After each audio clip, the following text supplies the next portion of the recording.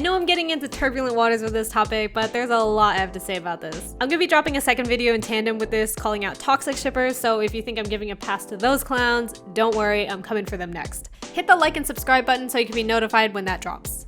Now, if you know my taste, you know that I'm not the biggest advocate for romance-focused stories. I tend to only enjoy them as side dishes rather than the main meal, because usually if it's all about Jake and Sally getting to bang or not, I tune out pretty quick. But I really hate this notion that if you ship a pairing in a fandom, you're automatically trash, shallow, and your opinion doesn't matter. And if you're thinking, what, does that really happen? Yes, it 100% does. So many times on Reddit, Twitter, and YouTube, you'll come across these dumb comment threads and memes that are pretentious as hell, especially coming from the anime community. I don't know what about this community makes people next level, but it's definitely there. So many times I see people suggesting that people who ship aren't able to appreciate the story. They're just there for superfluous stuff like romance. First of all, I don't get what exactly is telling people that romance is not allowed or shouldn't be a part of these stories.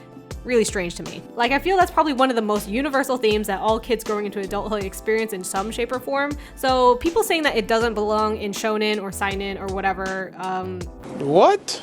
And if shippers bother you, I hope fan service gets the same or worse level of disdain, because that's in the actual story itself. Shippers are part of the fandom outside the actual work. You can choose to ignore them very easily. And here's the thing, shipping keeps a lot of the interest of the fandom alive. People drawing artwork, writing stories, whatever it is, more often than not is motivated by shipping. The reason the fandom stays so strong in the wake of a long hiatus, waiting for the next season or the next book, whatever it is really due to the fandom creating artwork or writing fanfics for it. Otherwise, the interest just dissipates and people even lose interest. So why all the hate on them? They're not really hurting anybody.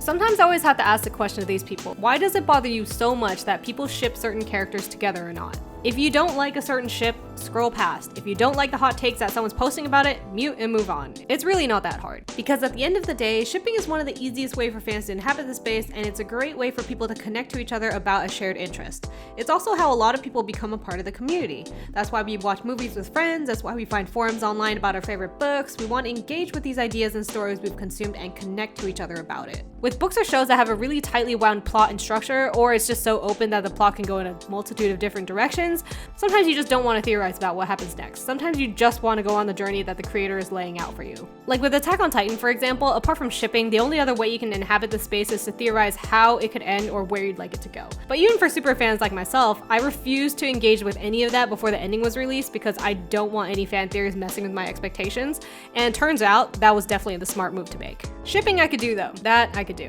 The reason I see people hating on shipping with such vitriol, not just Attack on Titan, not just books, not just movies, but everything, is really rooted in misogyny. For some reason, romance has always been viewed as a feminine thing, and of course, most things that girls liked is hated on to a degree that is worse than men. You can dislike Bellamy, whatever, but if you think that the degree at which Twilight was lambasted is on the same degree to which Transformers was, you'll just have to do some internet historian research and educate yourself. And that's me saying as someone who definitely could not stand Twilight either, in any shape or form. But the fan service that men get, it's not incorrect to say that they get criminally less critique and backlash for the same amount of trash. It's really insane to me that there are so many assumptions being thrown around that shippers were the ones who ruined the ending to Attack on Titan. Shippers are in their own space. If the creator or publisher decided to take cues from that or not, that's their decision. That has nothing to do with people enjoying fictional couples getting ice cream together or not. I won't deny that there is potential that it could have been influenced by the fandom, but it's ultimately the creator and publisher's decision to press print on the final product. So the end result lies on them. Because surprise, surprise, I ship characters too. It keeps me close with the side of the fandom that helps me enjoy things, and honestly, seeing some of these works has given me a lot of joy I couldn't get anywhere else. But because I enjoy shipping characters, does that mean my opinion is invalid? Does that mean I can't have an objective view on the characters or plot?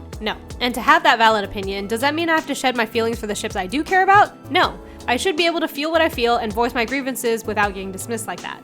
I did get some stupid comments on my other videos claiming that I'm a big EM shipper or I'm a big EH shipper. By the way, I kind of find that really hilarious considering that both ships are in direct contradiction to each other, so some of you guys couldn't even really figure out my position on that one, which is kind of funny to me. But no, I don't have a strong opinion on either EM or EH, but even if I did, does that matter?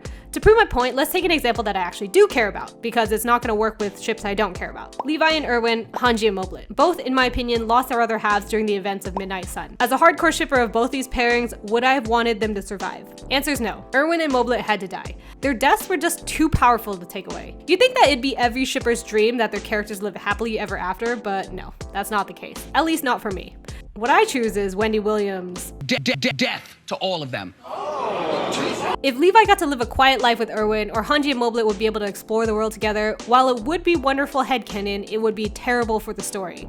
So no, I'd much rather have the canon version that we have now, and I can just imagine after the story ends that Hanji's touring the world with Moblit in the afterlife, or Erwin's coming to greet Levi when he's old and crusty. Having that is perfect for me as a fan, and that's way better than them getting married, having dozens of kids, opening a pottery shop out in the middle of the forest. Yeah, none of that please. So all in all, before you put up a blanket statement and just load up a dismissive shippers ruin everything statement, I think we need to check ourselves. Ask ourselves if they're the ones who are really being toxic, or are we blaming them for something that we didn't like in canon? Something that they did not have control over. They might have had influence on it, but in the end, it was the creator and the publisher who made that final call. Because I found this, and if Isayama really changed the ending to appease fans, seems like he didn't go quite all the way with that one. Because it looks like we should have seen some Levi and Eren action if that were the case. Thanks for hanging out with me today in this video. Really, all I'm trying to say is just let people enjoy things and don't demonize them for it, especially if it affects you in no way. Please be sure to leave a comment about what you think about this topic. I'm definitely not going to forget about the toxic shippers too, so be on the lookout for that next video, and I will see you next time.